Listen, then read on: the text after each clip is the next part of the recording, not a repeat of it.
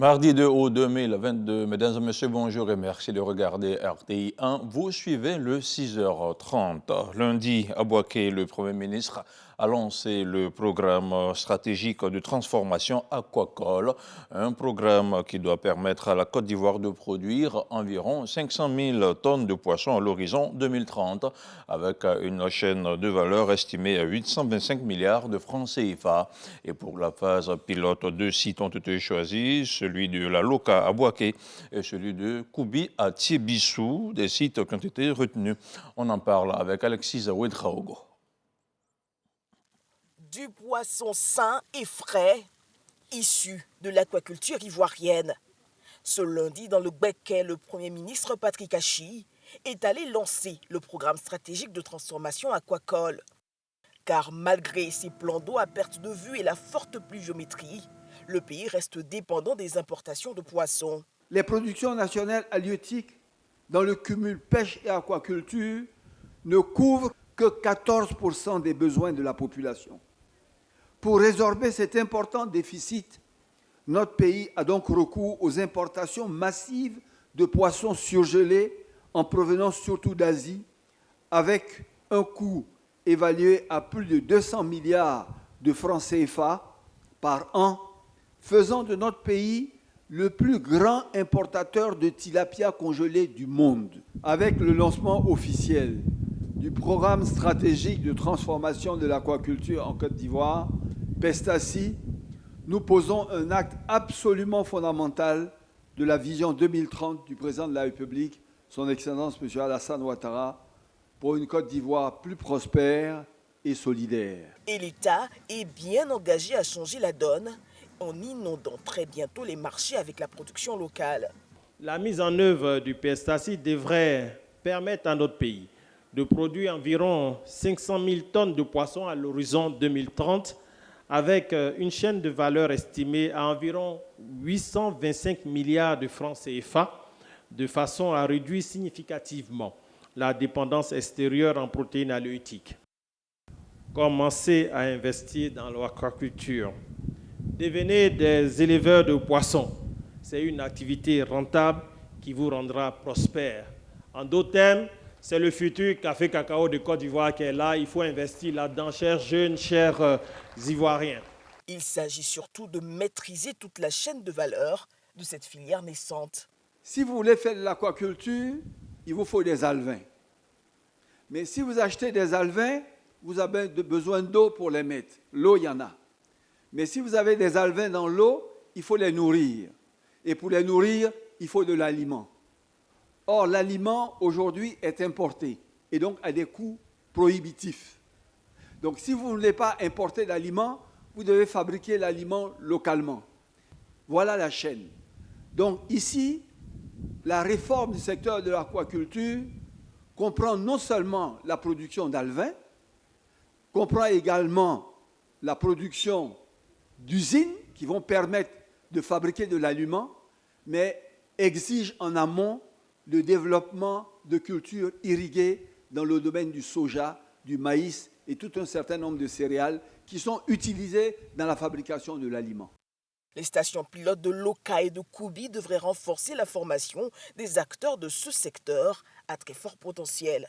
Dans ce marché qu'est l'aquaculture et qui se trouve être le système de production agricole avec le taux de croissance, je l'ai dit, le plus élevé au monde, la Côte d'Ivoire attend donc, chers amis, de ce secteur privé ivoirien, africain et mondial, la mise en œuvre de toute leur énergie, tous leurs capitaux, comme tout leur savoir-faire technique, pour faire grandir avec nous nos fermes, nos productions piscicoles, nos circuits de distribution, de transformation et d'export. Lorsque nous aurons réussi à nous autosuffire, il y aura également un marché énorme à l'extérieur de la sous-région que nous pourrons satisfaire. La vision reste unique, donner aux Ivoiriens une nourriture plus saine et moins chère, ainsi que des emplois et des richesses nouvelles.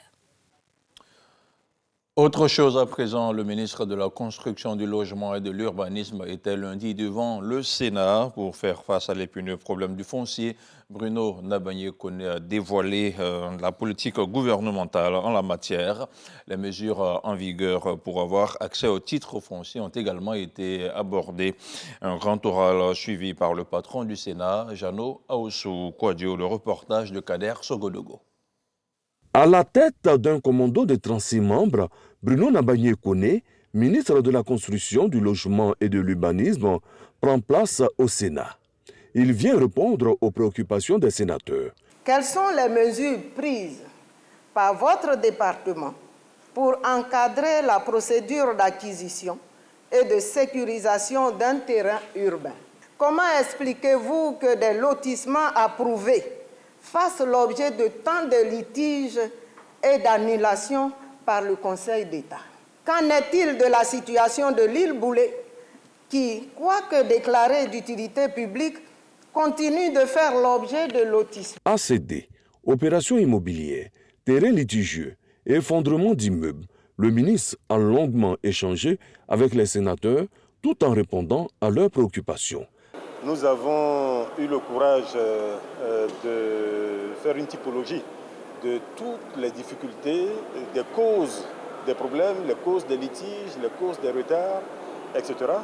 Et depuis 2-3 ans, nous nous attelons à lever chacune de ces difficultés-là, une à une.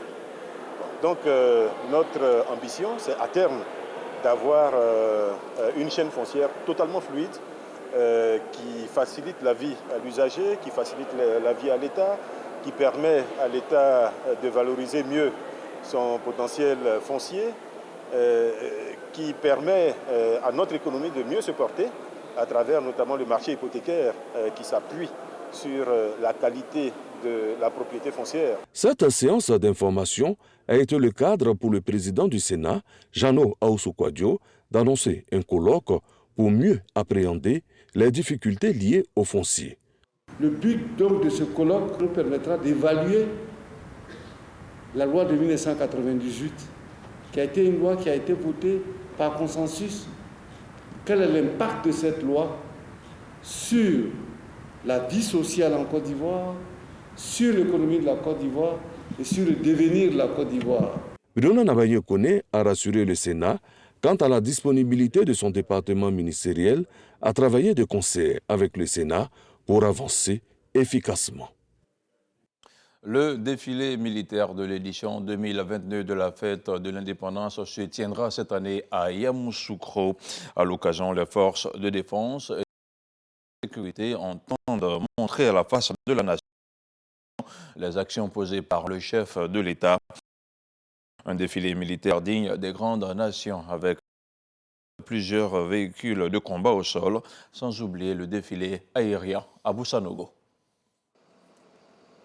Le défilé militaire, en plus de montrer la soumission des armées aux institutions républicaines, est aussi l'occasion de présenter les investissements réalisés par l'État dans le renforcement des capacités des forces. Ce sont là des véhicules blindés qui vont participer au défilé du 16 août prochain, notamment pour le compteur de la rame de l'infanterie mécanisée.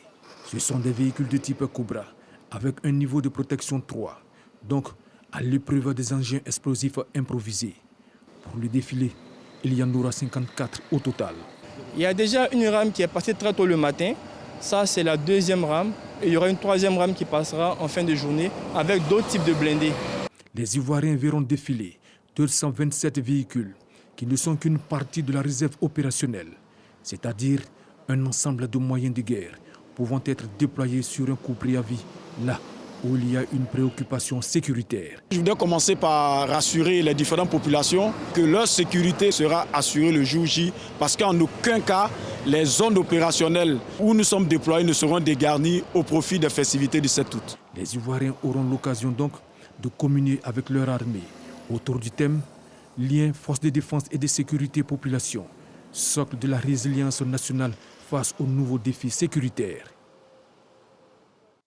Les activités de la Semaine nationale du civisme ont officiellement démarré hier lundi. Cette 12e édition va mettre l'accent sur le respect du code de la route avec en prime une opération Grand Ménage prévue le 6 août prochain. Et pour commencer lundi, l'on a assisté à une conférence sur la notion de civisme et de citoyenneté. On en parle avec Khalil Diomandé et Didier Nguissa. Notre devoir sera d'être un modèle. Sensibiliser sur les valeurs de la République pour susciter l'engagement de tous en faveur du développement durable de la Côte d'Ivoire. C'est l'essence de cette conférence marquant le démarrage officiel des activités de la 12e édition de la Semaine nationale du civisme. Guides religieux et leaders d'associations de jeunesse sont instruits autour des principes fondamentaux du civisme et de la citoyenneté. De la même manière, on prend soin de son bien, on se doit de pouvoir prendre soin de la Côte d'Ivoire. Et donc pour nous, c'est bon que ces leaders-là puissent, au cours de leur prêche, au cours de leur sermon, pouvoir promouvoir des valeurs. Simplement le fait même de dire, dans votre environnement proche, ne plus jeter les ordures dans la rue. Le fait de leur dire qu'au cours de la circulation routière, de pouvoir respecter simplement le feu pour que chaque Ivoirien puisse au quotidien véritablement poser un acte citoyen.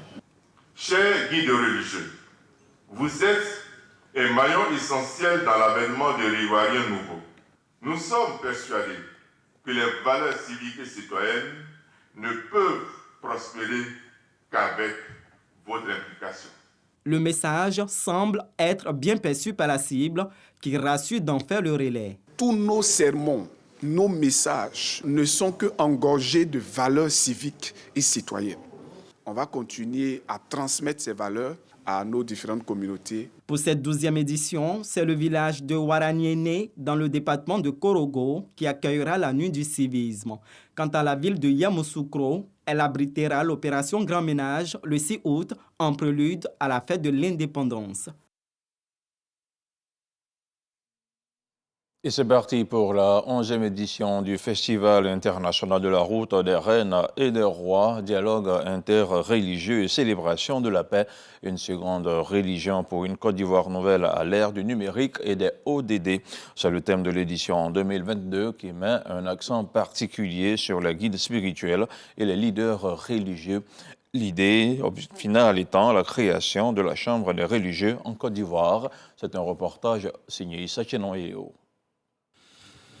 Et revoilà le Festival international de la route des reines et des rois, Festi-Roi, ce après 8 ans d'absence.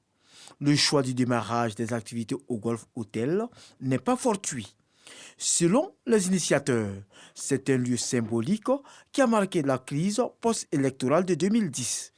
Pour cette 11e édition du festival, les guides spirituels et leaders religieux sont invités pour exorciser et prier pour la paix en Côte d'Ivoire.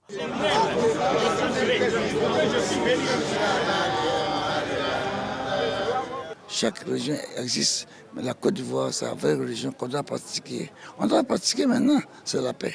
Et sur le 15 novembre, c'est la journée de la paix. Du coup, on doit faire en sorte de sentir que nous avons une religion. La paix. Le professeur Amoy Hupin, initiateur du festival, tout comme il l'a fait pour les chefs et rois traditionnels, propose la création de la Chambre des guides spirituels et leaders religieux. Le spirituel précède le réel.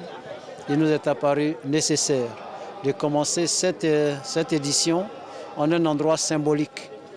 Car en fait, si la purification, vous avez vu ce matin déjà au moment où nous nous installons, nous avons une pluie fine qui nous permet de laver avec tous les leaders spirituels cet espace et c'est un grand signe, un bon signe pour nous.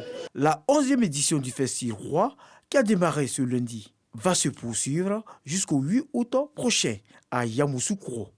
Des lieux symboliques seront visités par les festivaliers. Dans l'actualité hors de chez nous, au Bénin, le pays a célébré hier lundi 1er août le 62e anniversaire de son indépendance.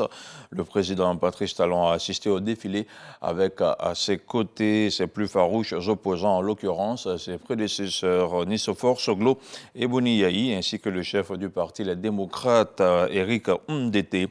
Ces derniers tenaient à donner le gage de leur disponibilité pour un Bénin apaisé.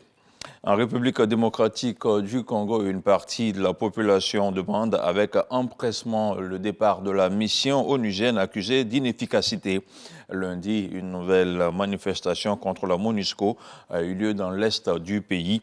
La police et l'armée ont eu recours à des tirs de sommation pour disperser les manifestants. Des manifestants qui tentaient de s'approcher de la base de la mission onusienne à Beni. Dans le territoire de Beni, au poste frontalier de Kassindi, des casques bleus auraient ouvert le feu et tué 3 personnes et fait 15 blessés. Et c'est ici que l'on s'arrête pour ce premier point d'information de ce 2 août. Merci de votre fidélité à RTI 1. L'info continue sur le www.rti.ci.